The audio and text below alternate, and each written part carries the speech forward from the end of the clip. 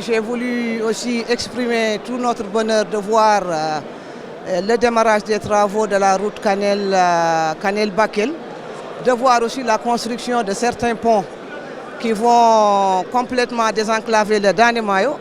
Ça, nous le devons au PUDC, au PUMA, et tout ce que nous comptons en espérer, et ce que nous en espérons, et ce qu'ils sont en train de faire.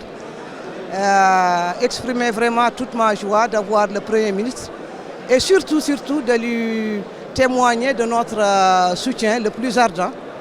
Et s'il est venu aussi, lui dire aussi que s'il est venu solliciter la confiance du Parlement qu'il a, nous le soutenons, nous l'accompagnerons, parce que c'est grâce à cette politique déjà très claire dans la tête des populations qu'on a été élus dans le Kanel. Il a eu à nous accompagner en campagne.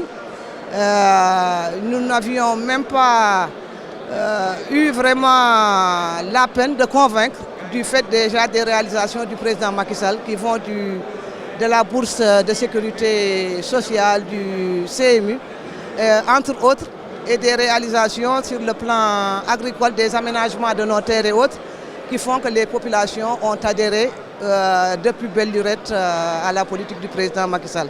Donc c'était pour confirmer cela à leur nom que j'ai tenu à prendre la parole, et j'ai tenu aussi à m'adresser aux populations d'une manière générale. Évidemment, on a une poche dans le département qui est un peu desservie. Je voulais voulu avoir le temps de le dire au PM, au Premier ministre. Ce n'est pas de leur faute, parce que c'est du faute de la nature. Dans la communauté rurale de Bokiladi, c'est en zone socle. On n'arrive pas à trouver de l'eau facilement.